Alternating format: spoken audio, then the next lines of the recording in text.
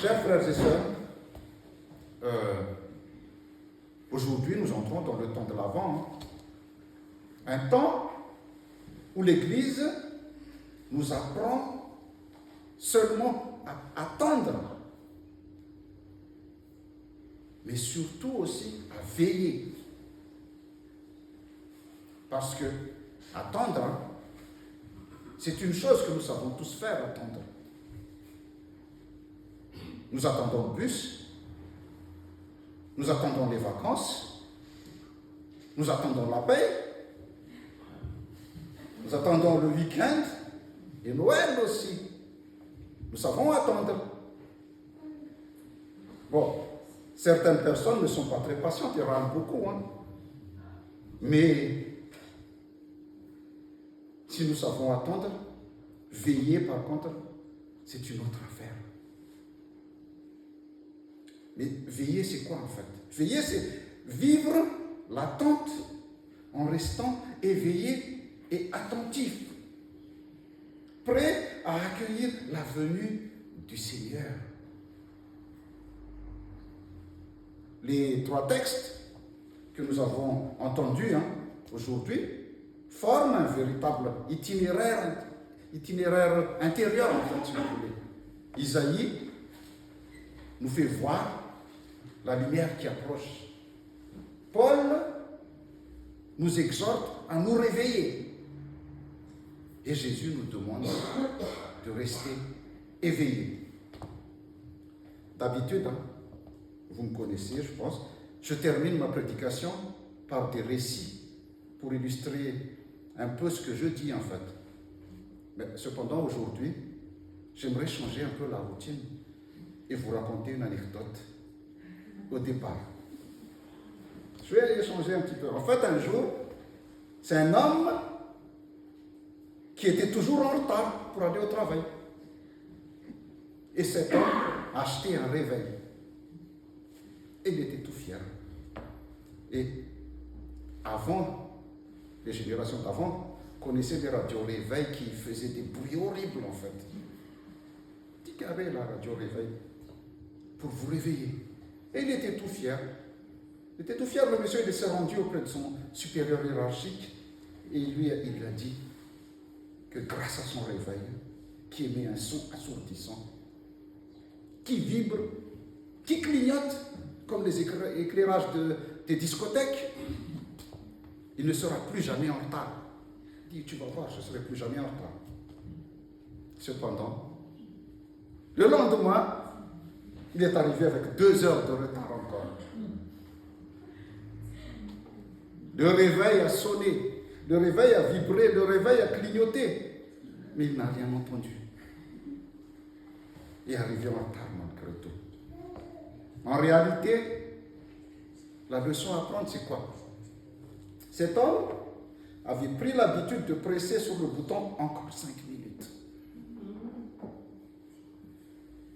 Et si bien que, même endormi, son cerveau l'a exécuté machinalement encore 5 minutes.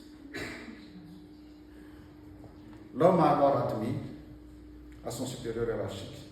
Il a dit, je réalise maintenant que le problème ne vient pas du réveil, mais plutôt de moi. Je dors trop profondément, car j'apprécie trop mon confort personnel et matériel. Je me repose sur le réveil pour tout faire à ma place. Et c'est la flemme qui m'a emporté.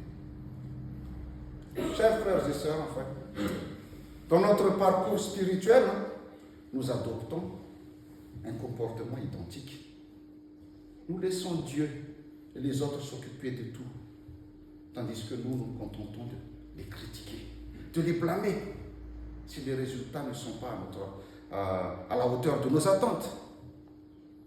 Nous allons à l'église en tant que consommateurs au lieu d'y mettre nos attentes, au lieu d'y mettre du nôtre, pardon.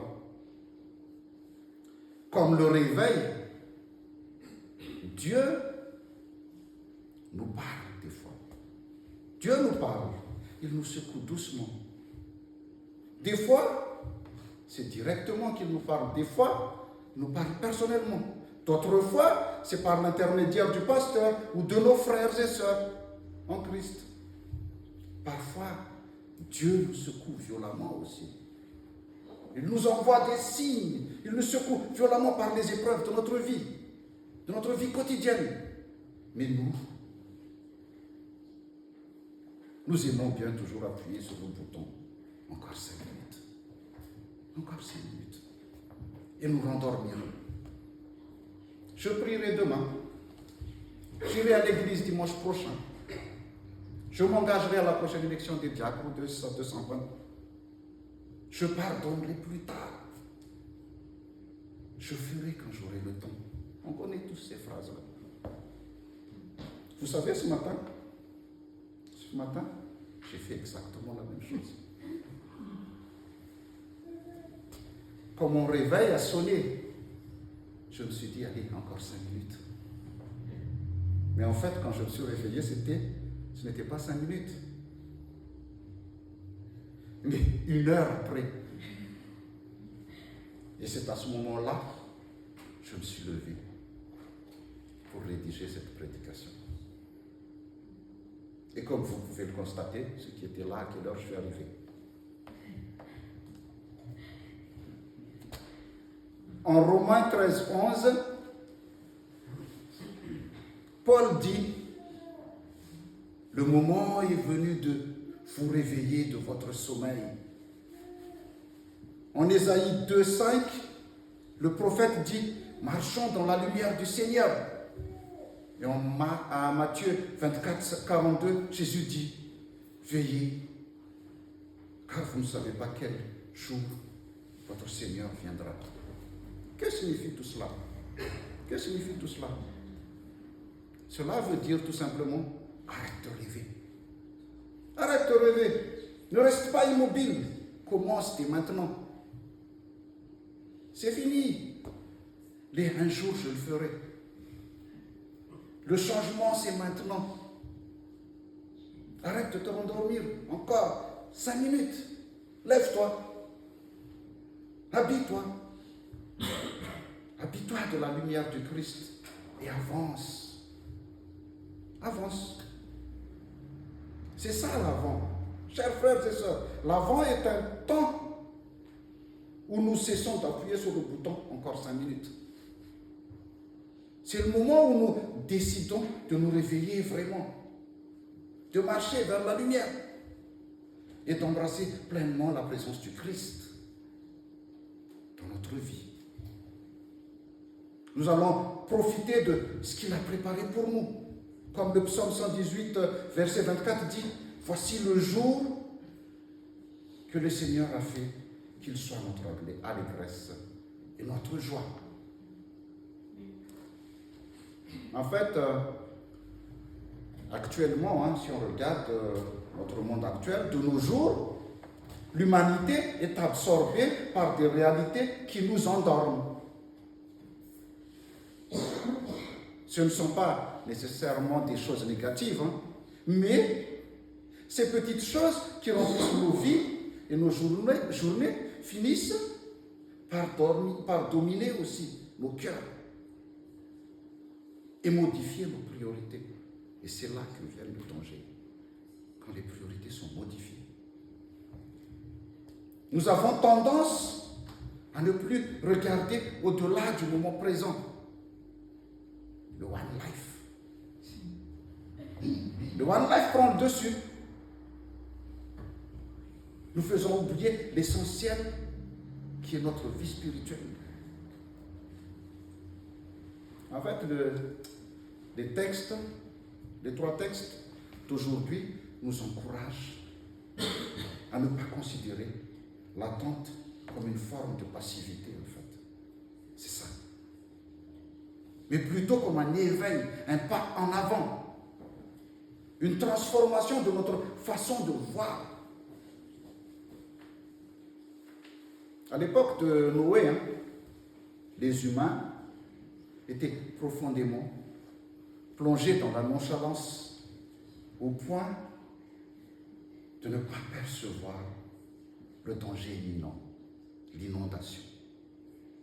Le mot grec qui traduit l'inondation dans le récit de Noé, c'est le mot cataclysmos.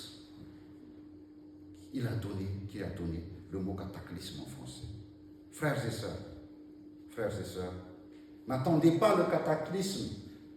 N'attendez pas que le cataclysme submerge votre vie, inonde votre vie. N'attendez pas d'être inondé par les soucis, par les problèmes pour réagir. Il est temps de vous réveiller maintenant.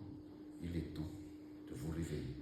Que la grâce de notre Seigneur Jésus-Christ, l'amour de Dieu le Père et la communion de Saint-Esprit soient avec vous tous.